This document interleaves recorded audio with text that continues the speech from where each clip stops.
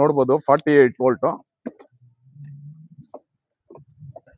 ಪೂರ್ತಿ ಗ್ರಿಪ್ ಏನೋ ಬಿಡ್ತಾ ಇಲ್ಲ. ಯಾವ ರೈಡಿಂಗ್ ಮಾಡಿದೆ? 3ನೇ ಮೋಡ್ ಕಂಪ್ಲೀಟ್. ಫ್ರೆಂಡ್ಸ್ ನೋಡ್ಬೋದು ವೆಹಿಕಲ್ ಕೀ ಆನ್ ಮಾಡಿದ ತಕ್ಷಣ ಇಲ್ಲಿ ತೋರಿಸುತ್ತೆ 48 ವೋಲ್ಟ್.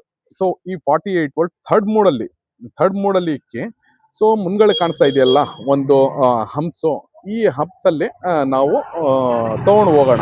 ಯಾವ ತರ ಇದು ತಗೊಂಡು ಹೋಗುತ್ತೆ ನನ್ನ ವೇಟ್ ಮೇಲೆ. ನಾನು 90 kg ಪರ್ಸನ್. ಸೊ ನನ್ನ ವೇಟ್ ಮೇಲೆ ಯಾವ ತರ ಇದು ತಗೊಂಡು ಹೋಗುತ್ತೆ ಅಂತ ನೋಡೋಣ. ಸೊ ಇವಾಗ ದೂರದಿಂದ ಬರಲ್ಲ, ಸ್ವಲ್ಪ ದೂರದಿಂದ ಟ್ರೈ ಮಾಡೋಣ. ಸೊ ಆಲ್ಮೋಸ್ಟ್ ನೋಡ್ಬೋದು ಡಿಸ್ಟೆನ್ಸು.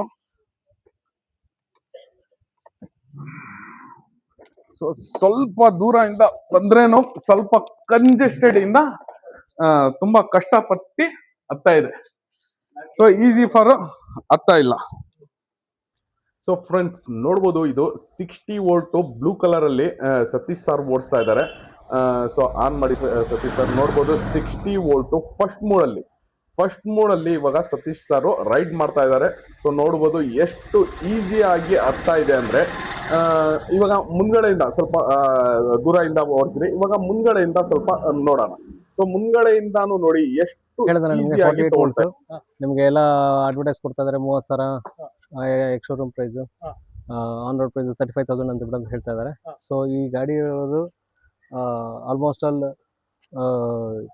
ಕೆಪಾಸಿಟಿ ಇರೋದನ್ನೆಲ್ಲ ನೀವು ನೋಡಿದೀರಾ, ಆಯ್ತಾ? ಚೆಕ್ ಮಾಡ್ತಾ ಇದ್ದಿದ್ದು. ಸೊ ನೋಡಿದಾಗ ಇದು ಅಷ್ಟು ಕೂಲಿಂಗ್ ಕೆಪಾಸಿಟಿ ಆಗಲಿ ಅಥವಾ ಪರ್ಫಾರ್ಮೆನ್ಸ್ ಆಗಲಿ ಇರೋದಿಲ್ಲ.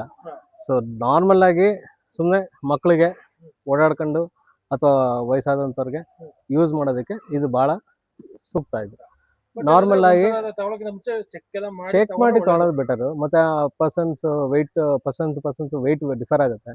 ಸೊ ಇದು ನಾವು ಇಮ್ರಾನ್ ಸರ್ ಕೂತು ನೋಡಿದಾಗ ನಮ್ಮ ಇಬ್ರದ್ದು ವೆಯ್ಟೇ ಅರೌಂಡ್ ಒಂದು 170 180 ಇತ್ತು. ಸೊ ಹಂಗಾಗಿ ಅಷ್ಟು kg ಲೋಡಲ್ಲಿ ಇದು ಹೋಗೋದಿಲ್ಲ, ಸ್ಲೋ ಆಗಿ ಹೋಗುತ್ತೆ. ಏನ್ ತೀರಾ ಅಷ್ಟು ಸ್ಪೀಡ್ ಆಗಿ ಹೋಗೋದಿಲ್ಲ. ಇದರ ಲೋಡಿಂಗ್ ಕೆಪಾಸಿಟಿನೇ 150 kg ಇದೆ. 48 ವೋಲ್ಟ್ಸ್ಗೆ 150 kgನೇ ಕೊಡೋದು.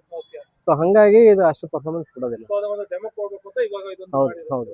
ಹೌದು.